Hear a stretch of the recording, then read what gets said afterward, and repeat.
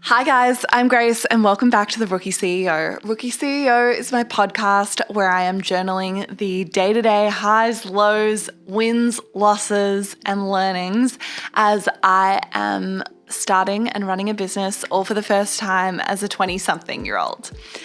And today I want to talk about getting your dream job, or what that even is. And I think it's kind of a crazy concept. Around the period when you're working out what you want to be, you're what? Like in your mid to late 20s, maybe you finished high school, you think about what you want to do at college or university.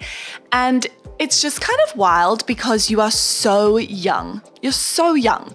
And the speed that the world is moving at right now means that jobs that you might be doing or that might exist in like 5 to 10 years don't even exist right now.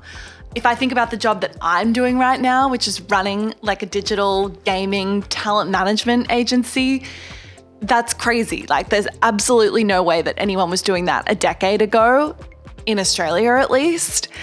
And yet now, it's a business that supports like 20 employees and we're, really growing and it's going really well. I think it's kind of a difficult thing because at the same time, we're living in this age where social media just completely glamorizes all of these people that are doing their dream jobs. I have these vivid memories. I think I must have been like 22, 23.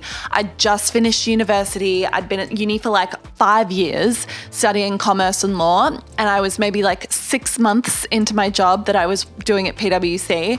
And I came home for the weekend and I literally cried. I was like, oh my God, I think I've just spent 5 years studying for this degree. And now I'm doing accounting and I don't even know if I really like accounting. And maybe the only reason I did it was because everyone told me that that was a good thing to do to keep my options open. And so I did, and now I'm here and I don't like it. And at the same time, I was like on Instagram looking at all these people that seemed to just travel for a living and be sent lots of free things and get paid lots of money. And that was overwhelming. I think at the same time, it was particularly confronting for me because I had a couple people in real life, like my brother and my mum, that truly loved their jobs. Like they adored their jobs. They were really excited by them. Elliot would come home for the weekend and would literally still want to be doing work because he wanted to. There wasn't that mentality of like, oh, I finished the work day, I'm switching off. He was excited to do it all the time. And I think I found that really intimidating. I feel really lucky that I've been able to somehow find myself in this job that I love, and that's what we're going to talk about today. But I think it's just so important to normalize the fact that if you don't know what you want to do when you're in your like early to mid 20s, your late 20s, that's so normal. It's so normal and it's okay. And I think if you're questioning what you want to do and you're not sure what you want to do, it's probably a good thing because it means you're actively thinking about it. And even actively thinking about it means you're going to be consciously putting effort towards finding something that you do want to do. With that said, I think it's really interesting when I look at the job that I'm in now, which I truly love, and I think about what I thought I wanted to do when I was like 15 or 16 years old. So like 10 to 12 years ago. And I have these really vivid memories of doing a work experience placement. And work experience was this like week or two where I think you're in like year 10 or something. So it must have been like, 15 or 16. And you go and you work somewhere for a couple weeks and get a taste of the real world, whatever that is. And you could really do anything. And mine, I was working at a company that owned a lot of clothing brands and I was in the head office there. And I really loved it, but I have these vivid memories of seeing this girl that was working there, and she must have been like in her early 30s or something. And she was wearing these really cool outfits and she just seemed to kind of like come and go from the office and had all these really interesting meetings and was talking to different people all the time and was doing multiple things.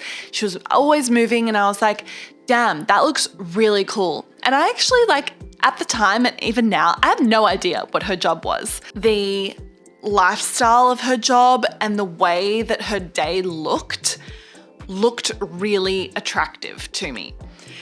And it kind of got me thinking that maybe thinking about the kind of job you want to do and having your goal be for a particular role isn't necessarily the right way to approach your manifestation or thinking about the kind of job that you want to have in the future. Because it's highly likely that along the way, you'll change your mind, or there'll be jobs that exist in 5 years that don't exist right now that you might really want to do, or jobs that you might want to do now in 10 years will disappear and they won't exist anymore. And so I want to tell you about this thing that I did when I was like 22, 23, which kind of, I don't know, maybe sounds a little bit crazy now, but I think I want to talk about it because it did kind of work. And it was around that period where I was stressed and I wasn't sure what I wanted to do, but I knew, and I had this feeling that like I have all this energy and I feel like if I find the thing that I want to do, I'm going to be good at it because I want to direct all my time into it. I just had no idea what that thing actually was. And so what I did, which I think is really interesting, is I got really, really clear on what I thought I wanted my life to look like and how I wanted my work and my job to look like. I did this without having any idea as to what that job would actually be. But what I did was I got really, really clear on when I wake up in the morning, what am I wearing to my job? Am I wearing a suit? Am I wearing like really formal office attire? Am I wearing activewear? Am I wearing casual clothes? Does it matter what I wear? Maybe it switches some days. Maybe some days I'm dressed kind of more formal and some days I'm wearing jeans. And I would think about that. And I'd think about, okay, when I'm going to work, what does that look like? Am I working from home? Am I working from a really big office in the city? Am I working from a small office, not in the city? Am I working from a cafe? Maybe some days I'm working from home and some days I'm working from an office. And I got really clear on what I thought that looked like. And then I thought about, what does a day in my life look like? Am I sitting at the same desk every day? Am I moving desks every day? Am I in meetings for much of the day, or am I doing a lot of independent work? How many people am I talking to every day? Am I talking to lots of different people, or am I really isolated? Am I doing a lot of independent work, or am I working within a team? What kind of work does that look like? Is it project-based? Is it long-term stuff? Is it quite short churn stuff? And I kind of had an idea of what that looked like on a day-to-day basis. And then I think it was like, am I working autonomously a lot, or am I working as part of a big company? Am I leading a team, or am I part of a team, or am I independent? Doing this kind of exercise felt kind of crazy at the time, and I had no idea what that job would actually be. But it's crazy because now I look back and I'm like, I think I'm living it. Like, I think I'm actually living it now.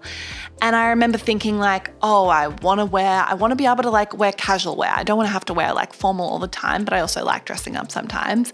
But I want to be able to be pretty casual. I don't want my work to be about how I look or what I'm wearing. I loved the idea of moving around a lot. I loved the idea that I'd be in a job where no 2 days looked the same.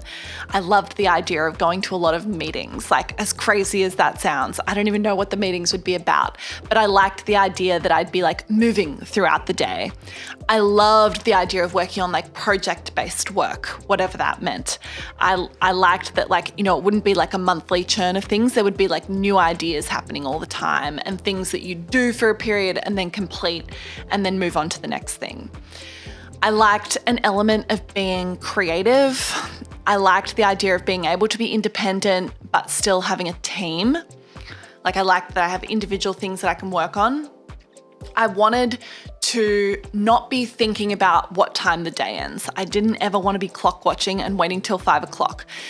The actual idea of hours was not that important to me. I was very happy to be doing more hours. I think for some people, they might think about what kind of day they want, and it might be like, I'm working 9 to 5, and at 9 to 5, I'm clocked off and I'm not stressed about my work at all. And that's fine. For me, I didn't want that. I loved the idea of being able to work on something all the time, being excited to work on something all the time, but I didn't like the idea that that necessarily had to be from an office. I didn't want to feel as though, okay, I have to stay late and then go home and I have to be seen. It was like, I want to be able to work from wherever at times that suit me. I feel like in almost every way, like I'm now living that, and I'm I actually think I am working in probably almost the most ideal job I could. And I feel so lucky that I'm 28 and I have that right now. And, it might not be forever, but I think there were elements of it that have come from being really purposeful with what I thought I wanted. I'm not big into manifestation and thinking like law of attraction. I'm just going to think all these thoughts and then they're going to come to me. Like, I don't think it works like that. But I think when you do get really clear on what you want, you just start to find little opportunities and notice little things more that might start to guide you in that direction. You might start to notice more people that are kind of living that life and that you gravitate towards them and you're learning from them. You might start to, like, for example, with me, I think there was an element of me that wanted something that I was excited to do after work. And so when my brother Elliot approached me with the idea for Click, I was more excited to jump on that because I was like, oh, I think that fits with like ultimately what I want my vision to be. And of course, at the time I had no idea I was going to be able to make that into a full-time job. But it was like seeking out opportunities that give you little bits, little tastes. You're not going to find it all at once, but like little bits of what fits with your vision. And then ultimately, hopefully they all add up and it turns into your life.